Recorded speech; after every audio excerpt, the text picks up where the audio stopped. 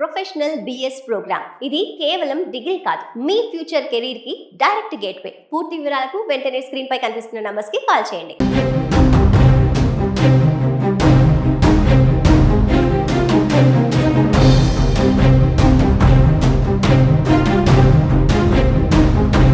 Social మీడియాను షేక్ చేసిన ప్రశ్న రావణ్ అలియాస్ బచ్చలకూరి జోసెఫ్ దేశద్రోహం కేసులో ఇప్పుడు అసలు డొంక కదిలింది.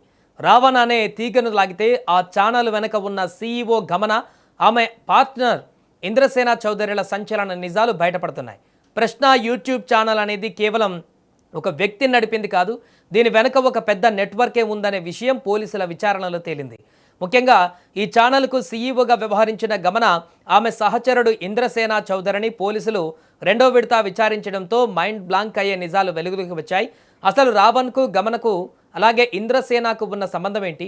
ఈ వివాదాస్పద ఛానల్ వెనక గమన నడిపిన స్క్రీన్ ప్లే ఎంత? వీరికి అందుతున్న ఆ కోట్లాది రూపాయల నిధుల ప్రవాహం ఎక్కడిది? అసలు ఈ కథ మొదలైంది ఎక్కడ? ఈ ముగ్గురి మధ్య కనెక్షన్ ఏంటో ఇప్పుడు చూద్దాం. గమన మొదట్లో బెంగళూరులో ఒక బోటిక్ నిర్వహించేది. ఆమెకు రాము అనే వ్యక్తితో వివాహమైంది. భర్తతో కాపురం ప్రశాంతంగా సాగుతున్న సమయంలోనే గమనకు ఇంద్రసేన చౌదరితో పరిచయం అయింది. ఈ ఇంద్రసేన చౌదరి సోదరుడు మరెవరో కాదు, ఒక వైసీపీ కీలక నాయకుడు.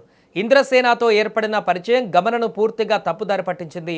చివరికి భర్త రామును వదిలేసి ఇంద్రసేన చౌదరికి దగ్గరైంది గమన. వీరిద్దరూ కలిసి బెంగళూరులో అనేక వ్యాపారాలు చేశారు. ఈ క్రమంలోనే సోషల్ మీడియాలో వివాదాస్పద వీడియోలు చేసే రావణ్ ప్రశ్న ఛానల్ అప్పుల్లో కూరుకుపోయి ఉందనే విషయం వీరికి తెలిసింది. అంతే, ఒక పక్కా ప్లాన్ ప్రకారం ఆ ఛానల్ను వీరు టేక్ ఓవర్ చేశారు. ఛానల్ టేక్ ఓవర్ చేసిన తర్వాత అసలు కథ మొదలైంది. ప్రశ్న ఛానల్కు సీఈఓగా గమన బాధ్యతలు చేపట్టింది. తెరపై రావణ్ కనిపిస్తూ మాట్లాడిన దాని వెనక ఉన్న అసలు మైండ్ స్క్రీన్ ప్లే మొత్తం గమనదేనని పోలీసుల సమాచారం. ఛానల్లో ఇలాంటి కంటెంట్ పెట్టాలి, ఎవరిని టార్గెట్ చేయాలి, స్క్రిప్ట్ ఎలా రాయాలి, ఇవన్నీ గమననే స్వయంగా చూసుకునేది. ఇప్పటి వరకు ఈ ఛానల్లో అప్లోడ్ చేసిన వీడియోలలో చాలా వరకు తీవ్ర విద్వేషపూరితమైనవి, సమాజంలో అలజడి సృష్టించేలా ఉన్నవని పోలీసులు గుర్తించారు. రావణ్ను ముందు పెట్టి గమన వెనక నుంచి political and personal target game ఆడించింది. దీనికి తోడు ఇటీవల వైసీపీ అధినేత జగన్మోహన్ రెడ్డిని గన్నవరం విమానాశ్రయంలో గమన ప్రత్యేకంగా కలవడం కూడా ఈ కేసులో రాజకీయ కోణాన్ని, ఆమెకున్న ఇన్ఫ్లుయెన్స్ను స్పష్టం చేస్తుంది. ఇక ఈ వ్యవహారం పైన పోలీసులు మరింత లోతుగా దర్యాప్తు ప్రారంభించారు. గమన, ఇంద్రసేన చౌదరిని పిలిపించి రెండో విడత కూడా సుదీర్ఘంగా విచారించారు. విచారణలో వీరి మధ్య జరిగిన ఆర్థిక లావాదేవీలు, వ్యక్తిగత వ్యవహారాలను పోలీసులు బయటకు తీశారు.